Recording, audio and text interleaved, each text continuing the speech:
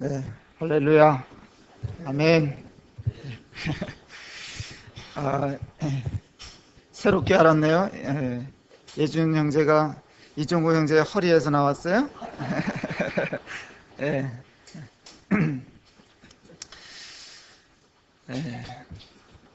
참 세월이 빠른 것을 이렇게 자녀들이 성장해서 나라의 부름을 받고 뭐 이런 것을 보면 너무나 빨리 흘러간다 이런 생각을 해보게 됩니다.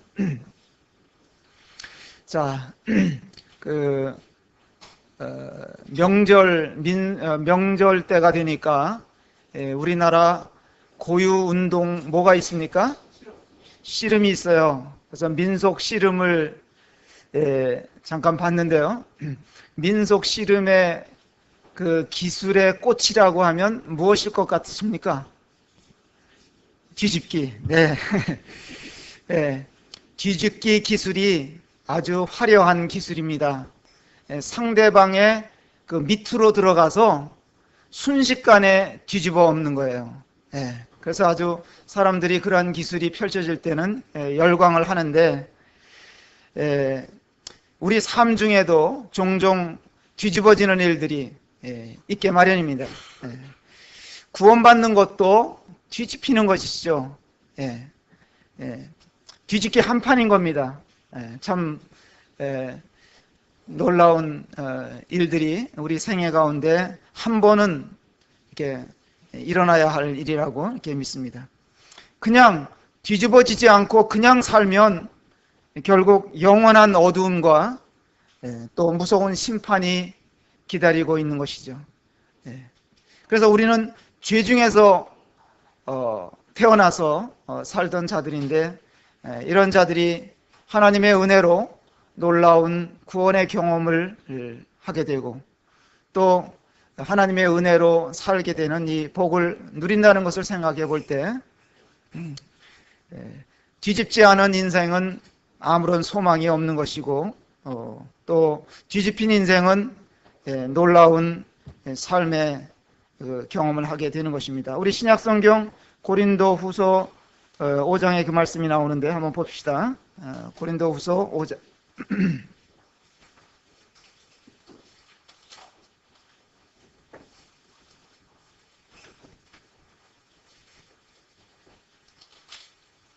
5장 17절 말씀 다 같이 한번 읽어보겠습니다. 시작. 그런즉 누구든지 그리스도 안에 있으면 새로운 피조물이라. 이전 것은 지나갔으니 보라 새 것이 되었도다.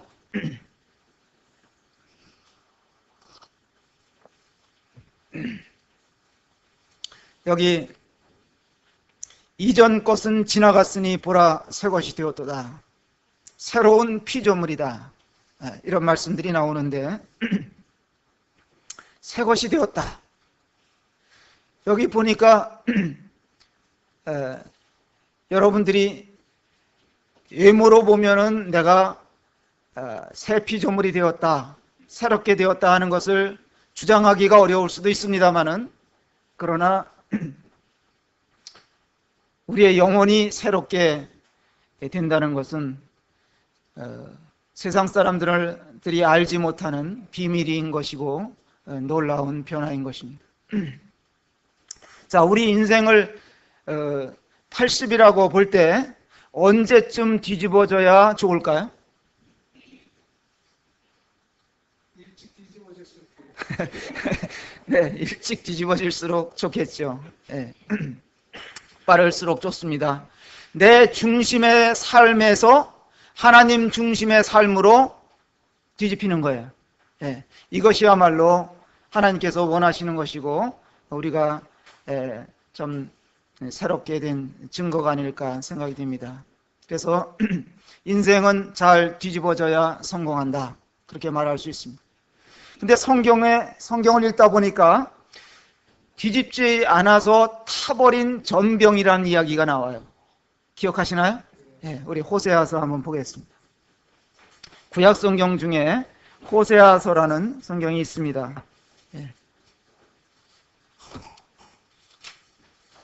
호세아 7장에 나오는데요. 한번 보겠습니다.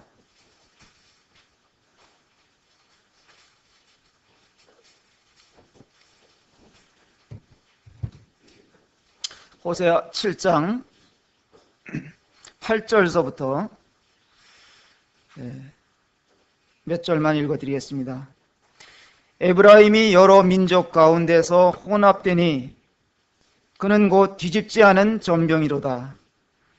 이방인들이 그의 힘을 삼켰으나 알지 못하고 백발이 무성할지라도 알지 못하는도다.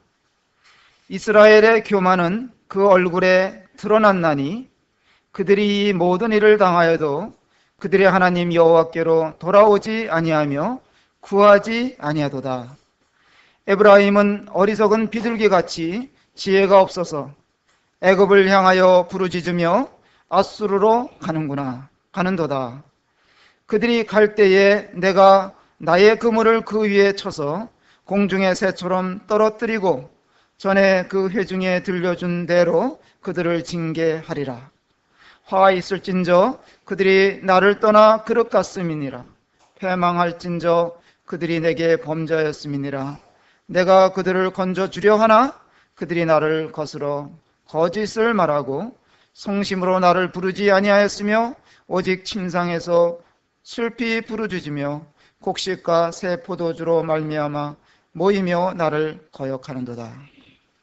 여기까지만 읽겠습니다. 여기 이제 8절에 보니까 에브라임이라고 나옵니다.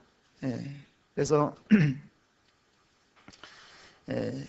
이 호세아 선지자는 이제 여기 이제 호세아를 이야기할 때 호세아는 이제 하나님을 의미하고 그의 아내 그 고멜은 이스라엘 백성을 의미하고 이제 그 음란한 아내에게서 세 자녀가 나오는데 그 세 자녀는 이스라엘 자손들을 이렇게 의미한다고 볼 수가 있습니다.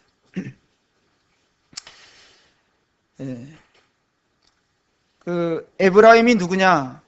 에브라임은 야곱의 아들이죠. 아들인 요셉의 자녀죠. 둘째 아들입니다.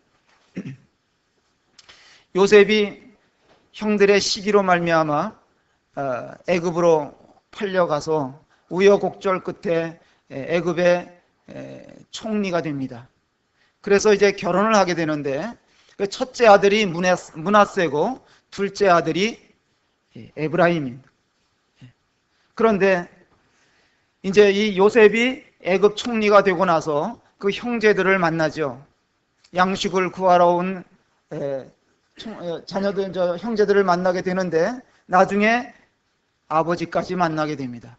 그래서 아버지를 이 애굽으로 모셔와 가지고 거기서 공양을 하게 되는데 아버지가 이제 하나님께로 돌아갈 때가 돼서 이 자녀들에게 일일이 다 축복을 내립니다. 그럴 때에 이제 요셉의 두 아들에게도 축복을 내리는데 어떻게 했습니까? 손을 팔을 어금 맞춰서 머리에다 얹고 축복을 합니다. 큰 아들 므낫세가 있고 작은 아들 에브라임이 있는데 에브라임에게 우수로 또 므낫세에게 좌수로 이렇게 해서 축복하는 것을 보고 그 아비 요셉이 그리하지 말라고 말렸지만은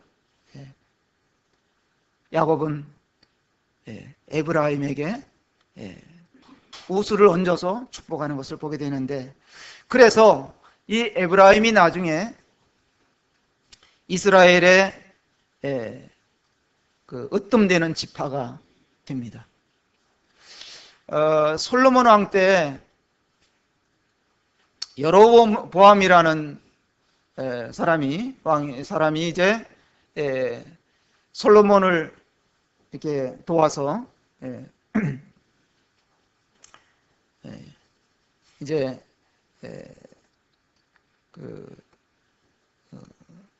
아주 나라를 잘 위기에서 건져낼 수 있는 기회가 있었는데도 불구하고 이제 솔로몬의 아들 르호보암 때 이제 여로보암이 열 지파를 거느리고 북쪽으로 가버립니다. 그래서 나라가 쪼개져요. 그랬을 때 이 북쪽으로 여로보암을 따라갔던 그 열 지파 중에 이제 밑에는 이제 남쪽의 유다에는 유다 지파와 거기에 같이 붙게 된 베냐민 지파가 남게 되고 열 지파가 북쪽으로 갔는데 열 지파 중에 에브라임 지파가 우두머리가 됩니다. 으뜸 지파가 되기 때문에 때로는 성경에서 이스라엘을 통칭할 때 에브라임이라고도 부르기도 하고 또 이스라엘로 이렇게 부르기도 하는 것입니다. 여기 8절 말씀해 보면 그래서 이제 에브라임이 여러 민족 가운데서 혼합됐다. 또 10절에 보면 이스라엘의 교만은 그 얼굴에 드러났나니 이런 표현이 나옵니다.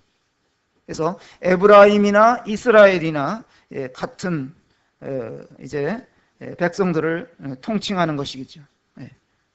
여러 민족 가운데에서 혼합되었다. 이것이 이제 하나님께서 지적하시는 것입니다. 이렇게 잘 나가던 지파는 이제 시간이 지나면서 점점 교만해지게 되고 하나님을 버리고 이방족과 이렇게 섞여서 살게 되는 것입니다. 하나님의 말씀을 또 하나님의 경고를 잊고 이방인과 손잡고 그들의 우상을 받아들였다는 것이죠. 그 결과 이 민족이 하나님의 백성이라는 상징성을 그 정체성을 잃어버리는 이런 지경에까지 나아가게 되는 것입니다. 하나님만으로 만족하지 못하고 이방의 화려한 것들을 동경하고 또 미혹을 받아서 그들 가운데로 한 발자국 나아갔던 것입니다. 저는 이런 말씀을 생각해 보면서 오늘날 그리스도인들이 왜 빛을 잃어버리고 사는가? 왜 세상에서 그리스도인다운 맛을 잃어버리고 사는가? 이런 것도 이렇게 생각해 봤습니다. 왜 그렇게 되느냐? 이방인, 다시 말해서 이 세상과 섞여 사는 길을 택하기 때문에 그렇게 되는 것이죠. 또 왜 이 이스라엘이 교만에 빠지게 됐느냐? 10절의 말씀이 있는 것처럼 이스라엘의 교만은 그 얼굴에 드러났나니 그들이 이 모든 일을 당하여도 그들의 하나님 여호와께로 돌아오지 아니하며 구하지 아니하노라. 그들이 어려움을 당하면 하나님께로 돌아오면 되는데 돌아오는 것을 거부하는 거예요.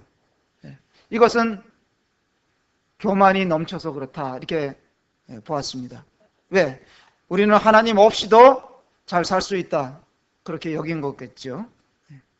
이 시대에도 사람들이 어떤 면에서는 믿었던 사람들이 세상에 흘러가서 그렇게 사느냐?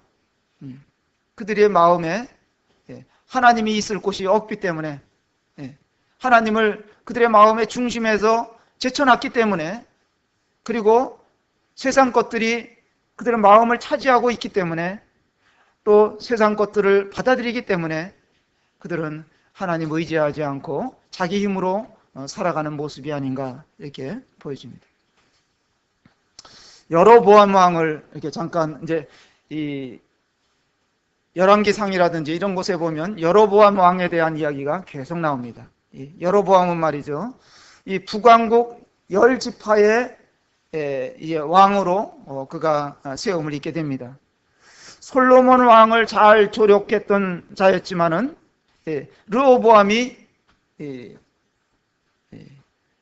선택을 잘못함으로 말미암아 이 여로보암이 반발해 가지고 열 지파를 데리고 북쪽으로 갔습니다.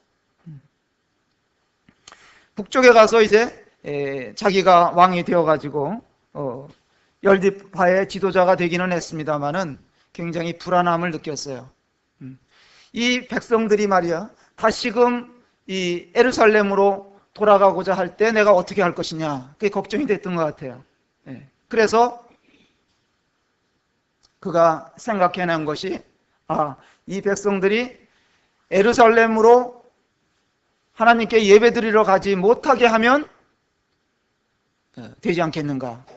만약에 그것을 계속 허락하면 그들이 다시 예루살렘에 갔다가 르호보암에게 마음이 빼앗겨서 그들이 돌아오지 않으면 어떻게 할까. 이게 겁이 나가지고 말이죠. 그가 묘안을 짜냈는데 산당을 짓고 또 금송아지를 만들고, 그래서 이 베델이라는 남쪽 경계선 베델이라는 지역에 또 북쪽 끝에 경계선 단이라는 지역에다가 양쪽에다가 금송아지를 딱 세워놓고 그들에게 예루살렘까지 내려갈 필요 없다. 여기서 너희들이 하나님께 예배를 드려라. 이렇게 된 거예요. 그래서 제사장들도 말이죠. 레위인들이어야 하는데도 불구하고 일반 평민들 중에서도 제사장들을 삼아가지고 그들이 제사를 집전하게 이렇게 만들고, 그런 것이 이 여로보암에게 있어서, 자기에게 있어서는 큰 방책이라고 생각됐는데 이제 하나님 눈에는 큰 죄악이었습니다. 우리 그 내용을 잠깐 한번 보고 말씀을 드리겠습니다. 열왕기상 12장에 가서 보겠습니다. 열왕기상 12장. 여기다 손을 넣으시고 열왕기상 12장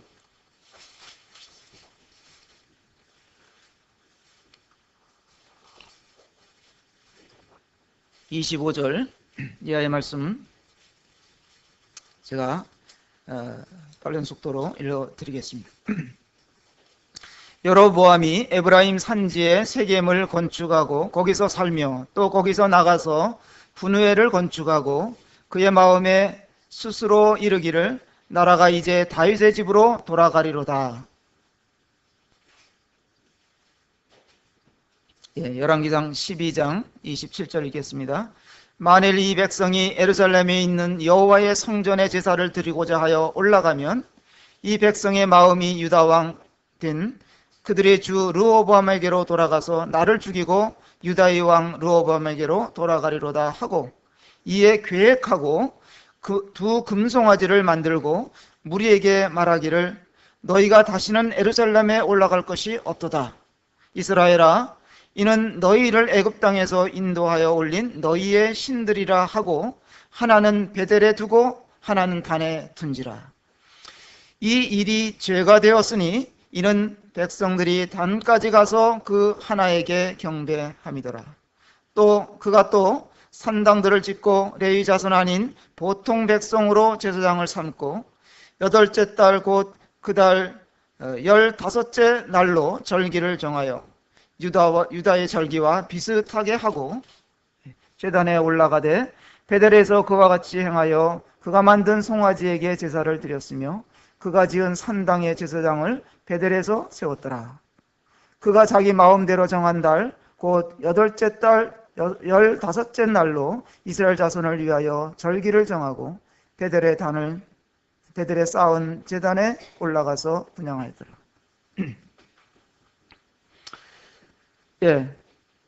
자, 이제 이스라엘 백성들아, 너희들이 예루살렘까지 올라갈 필요가 없다. 여기서 멀리 가지 않아도 이 우상 앞에서 제사를 드리면 하나님께서 들으실 것이다.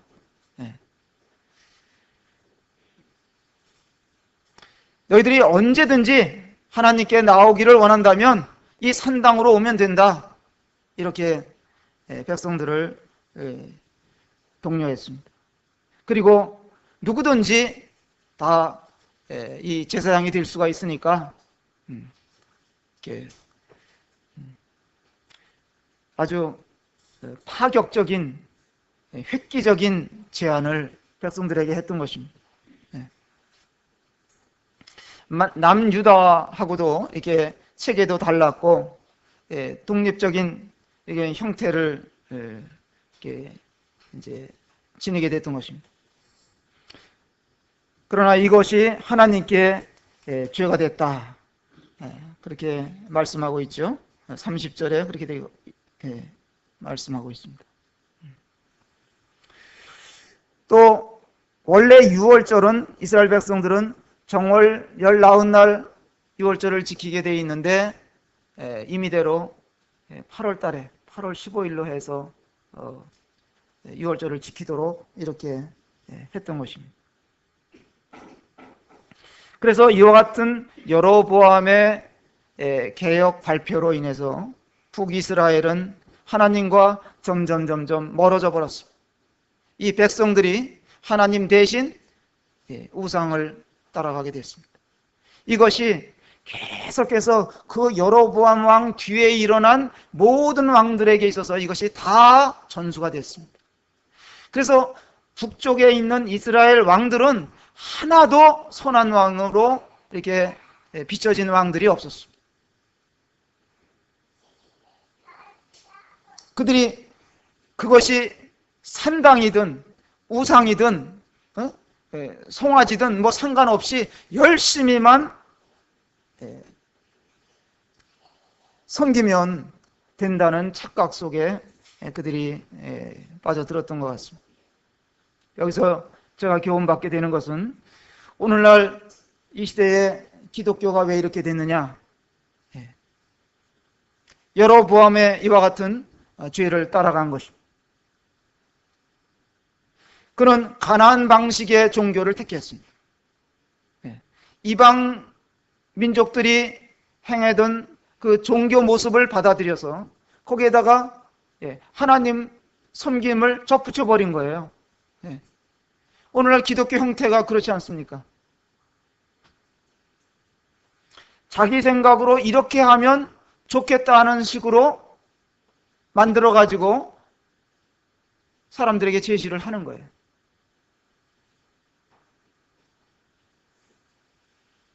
편리한 것을 사람들은 추구하기가 쉽습니다.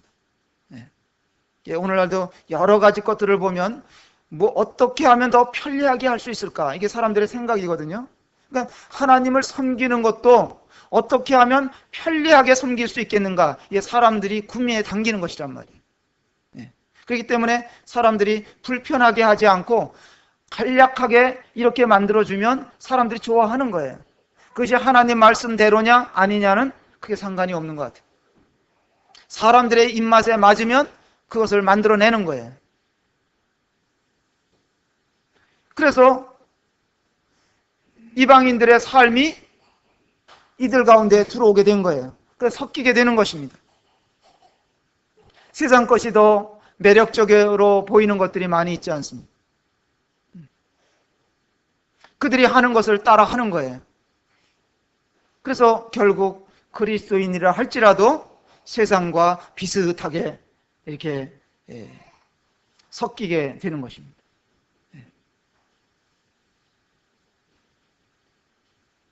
믿는 자들이 세상을 따라가면 저들과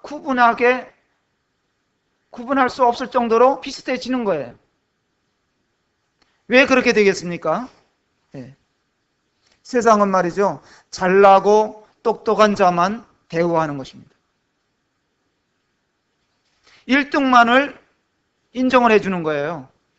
그렇기 때문에 유명 연예인들이라든지 뭐 이런 스타들이 주목을 받고 인기를 누리고 그런 것들을 그리스도인들마저도 나중에는 그런 것을 따라가는 거예요.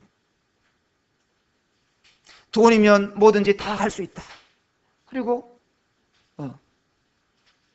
돈 버는데 모든 것을 쏟는 거예요.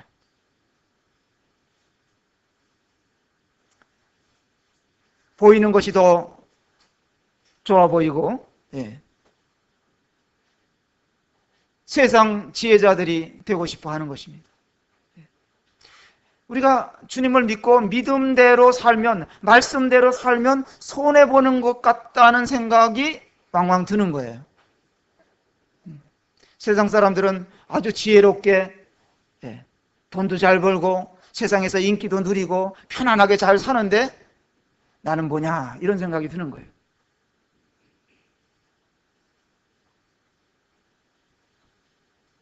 사람들로부터 환영을 받지 못하고 외면을 당하고 그런 것이 싫어지는 거예요.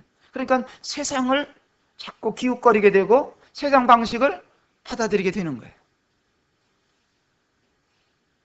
그러나 우리가 말씀에 비추어서 우리 삶을 수정해 가고 또 순종해 가고 말씀대로 살면 하나님께서 다 보상해 주시는 거예요. 이것도 아니고 저것도 아닐 때 많은 문제점이 생기는 거예요. 주님을 섬기기로 했다면 끝까지 주님을 따라갈 때 그런 성공적인 삶을 살 수가 있습니다. 두려워하지 마세요. 세상에서 어떤 일들을 당한다 하더라도 또 세상 사람들로부터 잘 인정을 받지 못한다 할지라도 그게 두려워할 일이 아니에요. 하나님께서 다 보상하십니다. 성경에 보면 그날이라는 표현이 있어요. 그날이 오면 우리의 구원자이시고 우리의 주인 되시는 예수 그리스도께서 강림하실 때가 되면 우리는 모든 것들을 다 보상받습니다.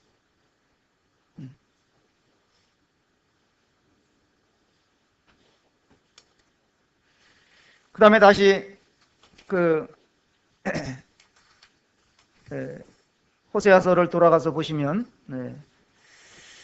에브라임이 여러 민족 가운데서 혼합되니 그는 곧 뒤집지 않은 전병이로다 그랬어요. 뒤집지 않은 전병이다.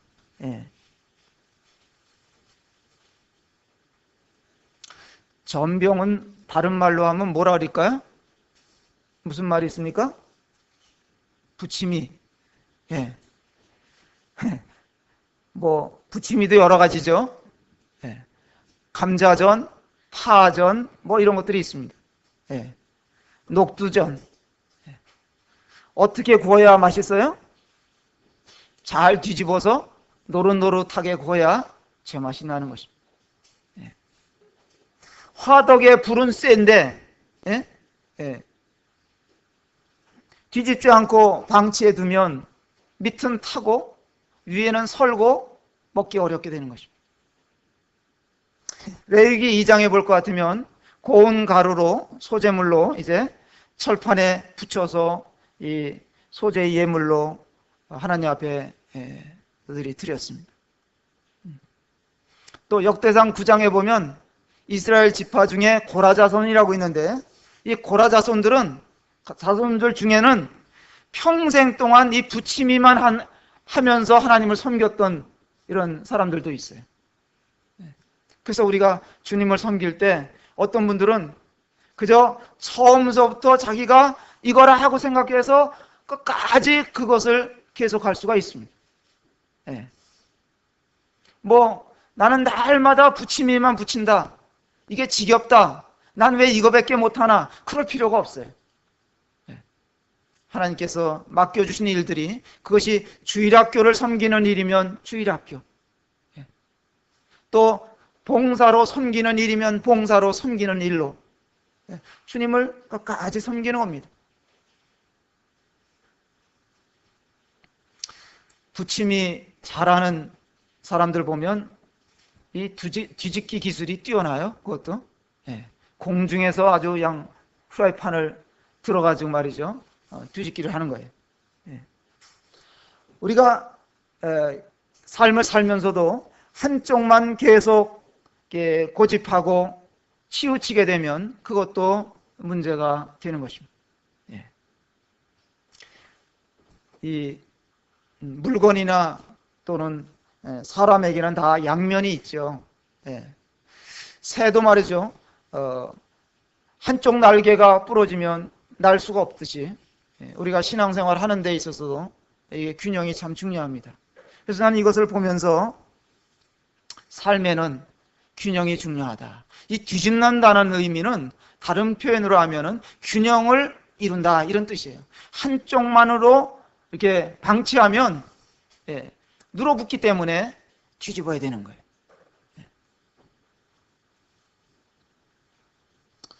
그래서 사람들도 다 양면이 있는데 어떤 사람이라도 말이죠. 다 좋은 면만 있고 또 어떤 사람은 다 나쁜 면만 있고 그런 게 아니잖아요. 네. 양면이 다 있는 것입니다. 네. 어떤 면은 내게 있어서 이렇게 부실해 보여도 아주 특별한 면이 있을 수가 있습니다. 그래서 모든 일에는 균형이 중요하다, 그런 말씀을 드립니다. 예전에 저희 모임에 방문했던 외국 형제님이 계셨는데 그분이 오셔가지고요, 저희들에게 어떤 교제를 해주셨냐면 첫 번째 중요한 것이 가정이다, 그런 얘기를 하셨어요. 외국에서는 가정을 제일 첫 번째로 중요하게 여긴다, 그런 얘기였어요. 그러고 나니까 그 교제를 하고 가셨는데 그 다음부터 그 어떤 자매님이 아이들을 데리고 수요일 날도 금요일 집회도 계속해서 열심히 나오던 자매님이 이제 안 나오는 거예요, 저녁 집회에. 왜? 가정이 1번이니까. 가정이 중요하니까.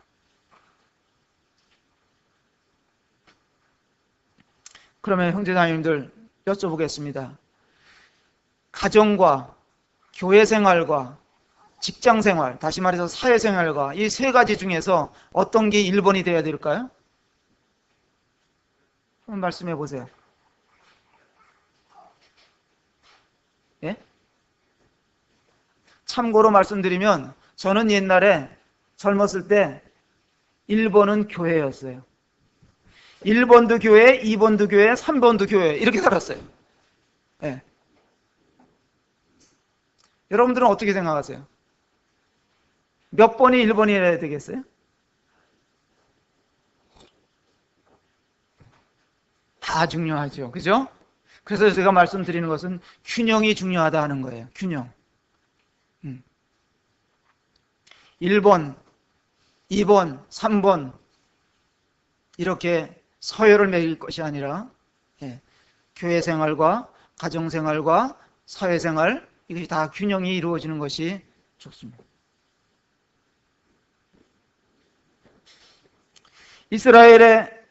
이스라엘이 뒤집지 않은 전병에 비유된 이유가 뭘까? 여로보암 왕은 그들에게 있어서 탁월한 지도자였습니다. 백성의 지지를 받아가지고 10지파가 그를 선택했던 것입니다. 그런데 여로보암이 그들에게 금송아지 앞에서 헌신적으로 섬길 것을 권했을 때 그들이 그를 따라갔습니다. 그가 송아지든 뭐든 상관이 없다, 열심으로만 섬기면 된다, 이런 착각을 했던 것 같습니다. 잠언 16장 25절에 보면 어떤 길은 사람이 보기에 바르나 필경은 사망의 길이니라 하는 말씀이 있습니다. 근데 이들이 알아야 하는 것이 있었어요. 균형이 중요하다는 것을 알아야 됐었는데, 그래서 호세아 선지자는 그 6장에서 그런 메시지를 전하는 것입니다. 6장 1절에 보겠습니다. 오라, 우리가 여호와께로 돌아가자. 여호와께서 우리를 찢으셨으나 도로 낫게 하실 것이요 우리를 치셨으나 싸매어 주실 것임이라. 3절, 그러므로 우리가 여호와를 알자. 힘써 여호와를 알자. 그의 나타나심은 새벽빛같이 어김없나니 비와 같이 땅을 적시는 늦은 비와 같이 우리에게 임하시리라 하니라. 6절, 나는 인애를 원하고 제사를 원하지 아니하며 번제보다 하나님 아는 것을 원하노라. 이들이 왜 실패했느냐? 열심은 좋았다 이거예요. 하나님 앞에 부지런히 하나님을 생각하면서 산당에 나가서 제사를 드리는 거, 예물을 가져오고 그 열심히 했어요. 그런데 하나님 아는 일에는 실패를 했다는 것입니다. 제사와 번제 이런 것들을 열심히 드렸는데 하나님이 원하시는 것인지 무엇인지를 그들이 몰랐고 관심도 없었습니다. 이사야서 1장을 한번 보겠습니다. 앞에 가셔서 이사야서를 보시면 이사야서 1장 11절 말씀 보겠습니다. 여호와께서 말씀하시되 너희의 무수한 재물이 내게 무엇이 유익하뇨? 나는 수장의 번제와 살찐 짐승의 기름에 배불렀고 나는 수송아지나 어린 양이나 순념소의 피를 기뻐하지 아니하노라. 너희가 내 앞에 보이러 오니 이것을 누가 너에게 요구하였느냐? 내 마당만 밟을 뿐이니라. 헛된 재물을 다시 가져오지 말라. 분향은 내가 가증히 여기는 바요, 월삭과 안식일과 대로 모이는 것도 그러하니 성회와 아울러 악을 행하는 것을 내가 견디지 못하겠노라. 이런 말씀까지도 할 수밖에 없었던 하나님 마음. 그들이 한쪽이 제사라면 다른 쪽은 인애로 균형을 맞춰야 되는데 그걸 못했어요. 예수님께서도 이와 같은 말씀을 하셨는데요. 마태복음 23장에 가서 보겠습니다. 신약 성경에 오셔서 마태복음 23장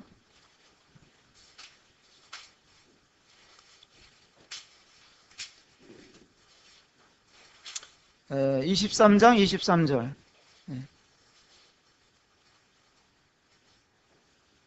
화 있을진저 외식하는 서기관들과 바리새인들이여, 너희가 박하와 회양과 근처의 11조는 들이되 율법에 더 중한 바 정의와 긍휼과 믿음은 버렸도다. 그러나 이것도 행하고 저것도 버리지 말아야 할지니라.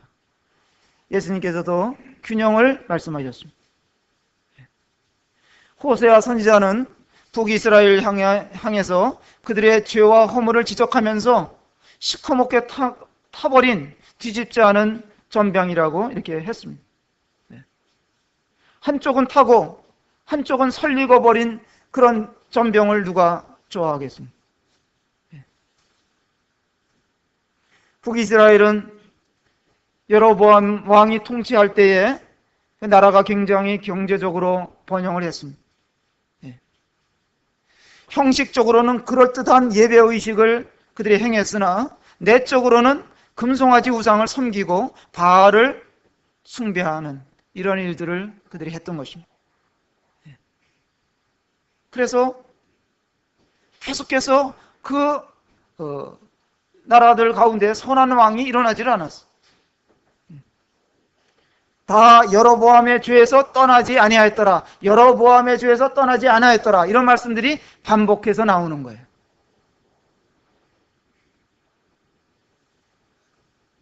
솔로몬이 말이죠, 노년의 이방 여인과 우상에 팔렸기 때문에 하나님은 여로보암에게 약속을 하셨어요. 내가 잘 섬기면 내가 다윗의 뒤를 이어서 왕으로 세움을 입을 것이다. 그러나 여로보암은 자기 꾀에 빠졌고 계획적으로 이스라엘을 우상에 빠지도록 늪을 만들었던 것입니다. 우리 한번 그 내용을 한번 잠깐 보겠습니다. 어디에서 찾아보시냐면 열왕기상 11장에 보겠습니다. 열왕기상 11장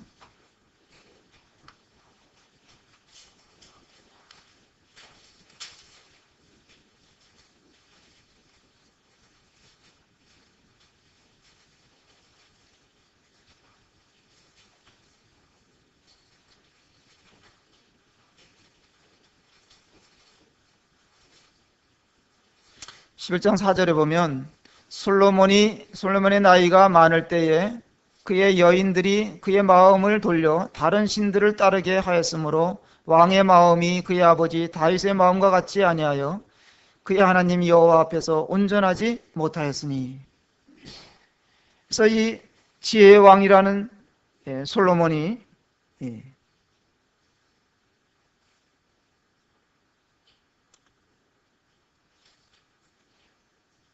이방 여인들에게 마음을 빼앗기고 그들의 우상을 받아들이게 됐던 것입니다. 26절에 가서 보겠습니다. 솔로몬의 신하 느밧의 아들 여로보암이 또한 손을 들어 왕을 대적하였으니 그는 에브라임 족속인 스레다 사람이요 그의 어머니의 이름은 스루아인이 과부더라. 그가 손을 들어 왕을 대적하는 까닭은 이러하니라. 솔로몬이 밀로를 건축하고 그의 아버지 다윗의 성읍이 무너진 것을 수축하였는데 이 사람 여로보암은 큰 용사라. 솔로몬이 이 청년의 부지런함을 보고 세워 요셉 족속의 일을 감독하게 하였더니 그쯤에 여로보암이 예루살렘에서 나갈 때에 실로 사람 선지자 아히야가 길에서 그를 만나니 아히야가 새 의복을 입고 그 두 사람만 들에 있었더라. 그래서 이 아히야가 옷을 12조각을 내가지고 말이죠, 네가 10조각을 취하게 될 것이다. 그러니까 이스라엘의 10지파를 네가 모으게 될 것이다 하는 것을 예언을 했습니다. 그런 대로 그가 그렇게 해서 북이스라엘의 왕으로서 사마리아를 수도로 삼아서 활동하기 시작했는데, 그는 결과적으로 아주 악한 왕의 선봉이 되었습니다. 결론적으로 말씀드려서 이방인과 섞이게 되면 그리스도인으로서는 특색을 잃게 된다. 하나님의 백성인 모습을 상실하게 된다 하는 것을 우리가 경계로 받아야 될 것입니다. 얼마나 우리가 살고 있는 이 세상이 화려해 보입니까? 거기에 비하면 나는 너무 초라하게 늘 하나님 말씀만 붙들고 사는 것 같아 너무 갑갑한 생각이 들 수도 있어요. 그러나 성경에서는 요한일서 2장 15절, 16절, 17절에도 나와 있듯이 이 세상이나 세상에 있던 것들을 사랑하지 말라 말씀하셨습니다.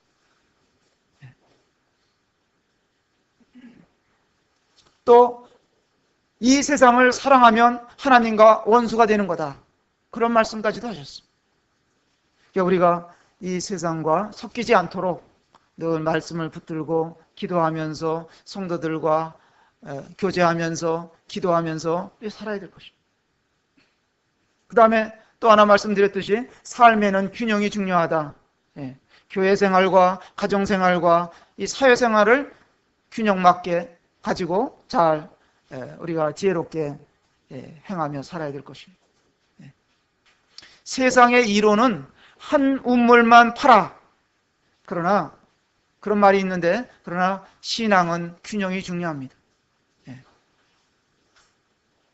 열정이 없는 신앙생활도 문제일 수 있습니다만은 지식 없는 열정은 더 헛된 것입니다.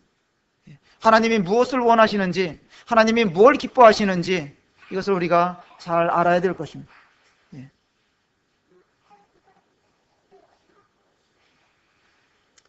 나는 뒤집지 않은 전병처럼 요지부동은 아닌지 돌아볼 필요가 있습니다. 이게 우리가 세월을 오래 살면 말이죠, 저도 이제 가끔씩 느끼는 것이긴 합니다만은 침상에서 이리 뒤척 저리 뒤척 해도 편안함이 없습니다. 저는 원래 잠버릇이 곱다고 소문이 났어요, 저희 집사람한테.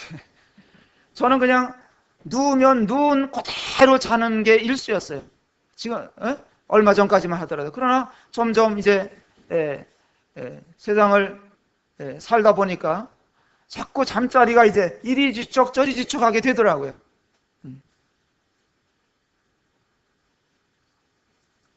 그래도 신통함이 없습니다만은 우리 신앙생활에 있어서는 잘 뒤집을 줄 알아야 돼요. 내가 잘못 가면은 바로 잡고, 주님과의 관계에서 좀 멀어지면 다시 뒤집고.